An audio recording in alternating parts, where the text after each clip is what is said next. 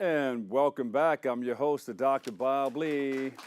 And you know, the annual New York African Diaspora International Film Festival is returning. You know a lot about that. They here all the time. And joining us with a preview, we have director Diarah say it. Diarah N'Daw Spech. And you? Lerato Bokako. And you? Terri Robinson. All right, I have it all right here. You got the co-director of African Diaspora International Film Festival, and you have Lerato N'Daw, the school program coordinator. Yes. And the chair, Board of Trustees. Diarah. Welcome. Thank And I missed you.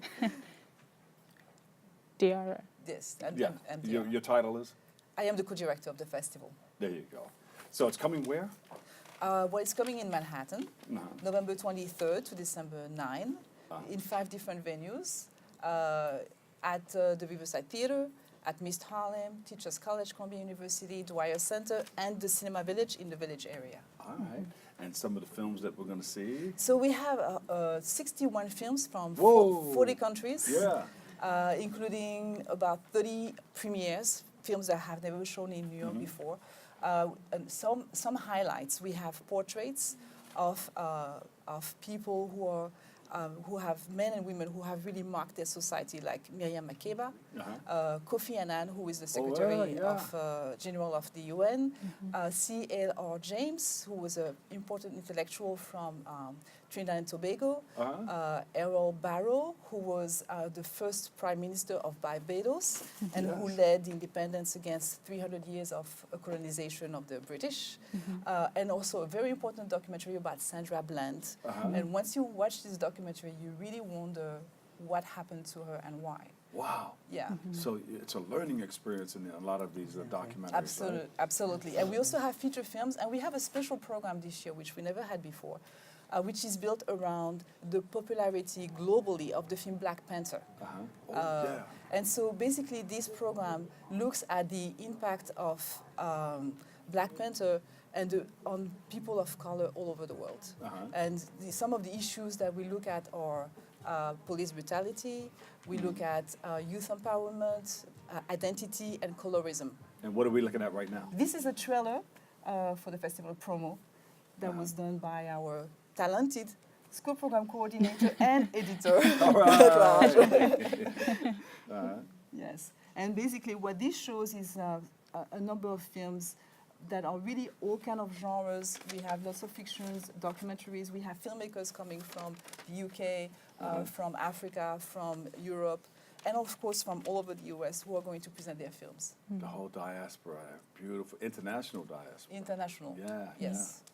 And you've been doing this for some time now, right? 26 years. 26 years. Yes, All right. and we have a school program, and I'd like Lerato to tell us a little bit. Yes, about it. so the school program is open to all learners and their chaperones or teachers. It runs in between the film festival from the 26th of November to December 3rd. This year we have 3 brand new feature films from animations, one from Senegal, one from Cameroon, and one from right here in the US. Right. So the screenings are free for all students and their chaperones. And all teachers need to do is just email info@nyadif.org with the number of students that they'd like to bring and the chaperones that will be. And this is inside of the film festival. Inside of the film festival, that's right. And does it continue after the film festival? No, it's just during that time. Yeah, during that time. Yeah. Yes, and then I'd like to ask Terri to tell us a little bit. Terri! Well, you know, I love film festivals, and one thing that's the beauty of Manhattan. And her film, I've been going 20 years, and their film festival was one of the best. I mean, I would see and meet people from all over the world, some very controversial films, documentaries, sometimes comedies, musicals also. And I just loved it, and I asked her if I can, I started off doing some of her trailers for her, because I'm an editor, and so I would edit her trailers for her, and as a volunteer. And I just got involved every year more and more. And I think, you know, especially in these days and times, film is an excellent way to open up the world and to learn about different people. And I just think hers is one of the best. I mean, So you have documentaries, you have shorts, and you have Narrative. regular films. Yeah, narrative. Love so, for example, stories, we have comedies. a film comedies. that's as part of the program around Black Panther, we're going to talk about colorism. So we have this very exciting film that's from the UK. The filmmaker is coming to New York to present that film. You said it's around Black Panther.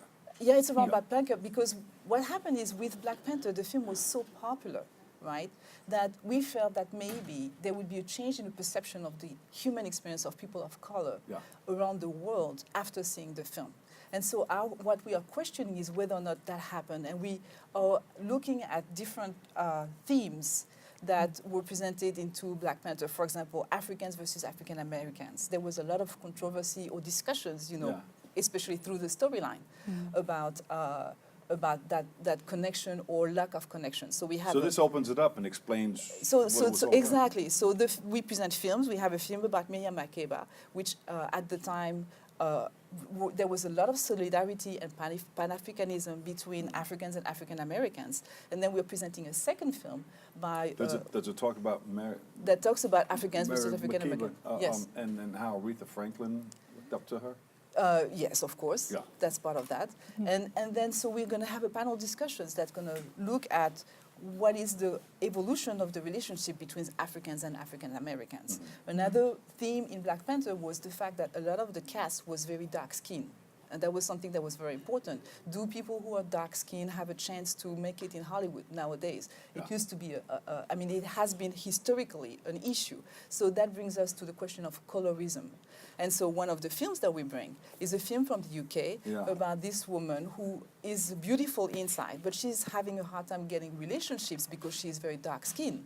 And the woman who made the film is actually a dermatologist. And the reason why she decided to tell that story is because she had patients who came and used chemical to lighten their skin. And so there's a whole issue of, you know, access to power because of the color of the skin that is something that needs to be discussed. So that came up, that started with Black Panther, but now we're continuing the conversation looking at colorism as a global phenomenon. And what are they saying about that? You know, well, people wanting to change the color of their skin. Well, they say they want to change the color of their skin because they feel that they have better access. Better access, more privilege, etc. But what we want to do is we want to normalize. You know, we want skin color to no longer be an issue, and we have to recognize that people who are lighter skinned, like myself, we have to understand that in some cases we are in a privileged position, or we are perceived to be in a privileged position, while people who are darker skinned perceive that they are not. So we need to bring this situation, this question, to the awareness, so that then we can move forward and get rid of that, because at the end of the day, that's really not constructive at all. Do you think all people believe that? Because, you know, I know some dark-skinned people, and I don't even see myself as dark or light or that. I just go ahead and do what I need to do to become successful, because I'm in the business of helping others get what they need out of life. I think it's definitely an issue throughout the world, not just in America. And this film is from the UK. I think at different levels, I know coming from Africa, there is a skin bleaching problem, like in many different countries. And I think light-skinned people are believed to be, I guess, more palatable to the mainstream audience. And I think it's a really great theme, because it does try to normalize the idea of seeing more dark-skinned faces on your screen. It was like that when I went to South Africa. Yeah, they were big on that. You know, you had the mulattoes, you had the white and the black, and it was, She's from South Africa. You're from South Africa? Yeah. All right. What part? I'm from Cape Town in South Africa. I visited all those places. Yeah. Johannesburg, you go to Joburg. Yes, I go. It's a distance, but I do go Soweto, between the 2 years. Yeah. Interesting. I mean, I went to they tried to show us all the best places because, you know, they want us to talk about it. Yeah. But I wanted to let me see whether people are really struggling. I want to see that too, because I'm from the hood. I want to see what your hood looks like. Right. So they had everybody under the power lines in Soweto.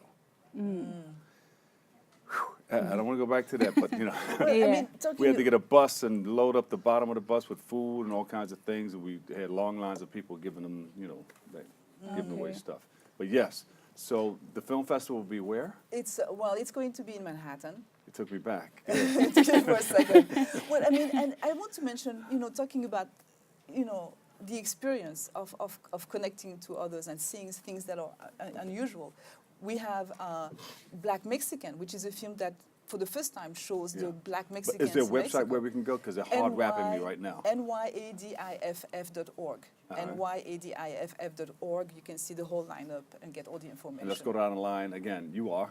Diarah N'Daw Spech, co-director of the African Diaspora Film Festival. I am Lerato Bokako, the school program coordinator. And Terri Robinson on the board. And we thank you all for coming. Well, And thank thank We you wanna for come having down. us. We want to come down and check it out. But we're going to talk more, okay? Yes, Yeah. absolutely. I've got to take a quick break right here, but stay tuned. I've got more open coming up next.